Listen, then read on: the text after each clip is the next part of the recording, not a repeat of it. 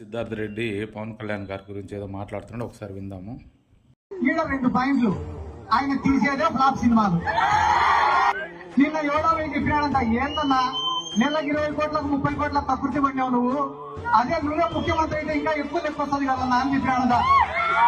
అదే చంద్రబాబు నాయుడు నమ్ముకున్నామనుకో నెల నెల మన ఇంటికే పంపిస్తాడు ఎవరండి గారు. మీరేదో అవాస్తవాలు చెప్పి పవన్ కళ్యాణ్ గారి గురించి చెప్తే, ఏదో కిండల్గా చెప్తే ఏదో 4 వేలలు వేస్తారు, చప్పట్లు కొడతారు అనుకుంటే మీరు అవాస్తవాలు చెప్పి మీరు చప్పట్లు కొట్టించుకోవాలా. మేము నిజాలు చెప్పి మీ నాయకుడి గురించి వీడియోలతో సహా బయట పెట్టి కిండల్గా కాదు, వెటకారంగా కాదు, అంతకంటే ఘోరంగా పెట్టి మీ నాయకుడు పొరుగు తీయగలము. కానీ మాకు ఆ సంస్కారం ఉంది, మాకు పవన్ కళ్యాణ్ గారు అలాంటి సంస్కారం నేర్పలేదు. ఇంకొకటి, మీరు ఫ్లాప్ సినిమాలు అది ఇదని చెప్పుకొచ్చారు.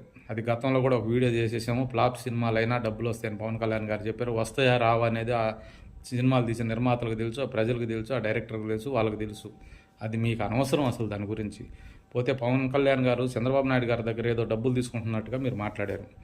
ఇప్పటి నుంచి కాదు, గత 10-15 సంవత్సరాల నుంచి మాట్లాడుతూనే ఉన్నారు.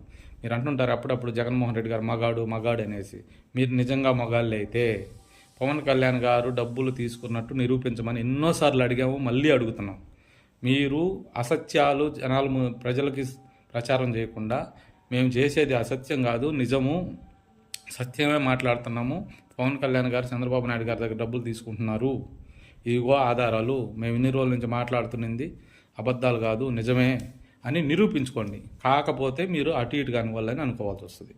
పోతే గతంలో మీరు పవన్ కళ్యాణ్ గారి గురించి ఒక వీడియో మీడియా వాళ్ళు ఏదో అడిగితే మీరు ఒక మాట చెప్పారు. అది ఒకసారి వీడియో పెడతాను.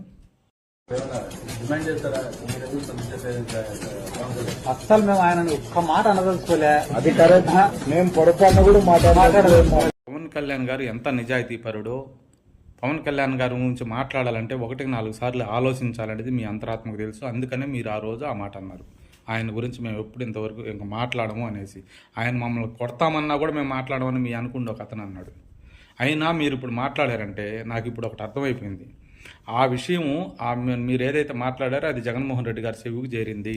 జగన్మోహన్ రెడ్డి గారు ఎప్పుడైనా సరే పవన్ కళ్యాణ్ గారిని తిట్టే వాళ్ళనే దగ్గరికి తీసుకుంటారు. ఆయన మీకు క్లాస్ బీకినట్టు నాకు అనిపిస్తూ ఉంది. అందుకే ఇప్పుడు మీరు అలా స్టేజ్ మీద మాట్లాడారు. ఆయన మీకు క్లాస్ బీకి నువ్వు అలా తిట్టకుండా మేము తిట్టము మాట్లాడము అని చెప్తే నీకు టికెట్ ఇవ్వము, నువ్వు తిడితే ఎంత బాగా తిడితే మీకు అంత బాగా టికెట్ ఇస్తాను, నీకు ఎమ్మెల్యే టికెట్ ఇస్తానని చెప్పినట్టున్నాడు. అందుకే మీరు పవన్ కళ్యాణ్ గారిని స్టేజ్ మీద ఈ విధంగా మాట్లాడారు. లేదంటే మీ అంతరాత్మకు తెలుసు పవన్ కళ్యాణ్ గారు ఏంటి అనేది. మీరు ఎప్పుడు మాట్లాడారు పవన్ కళ్యాణ్ గారి గురించి. ఇప్పుడు మాట్లాడారంటే కేవలం జగన్మోహన్ రెడ్డి గారు మిమ్మల్ని క్లాస్ బీకినందుకే మీరు మాట్లాడారని నేను అనుకుంటా ఉన్నా.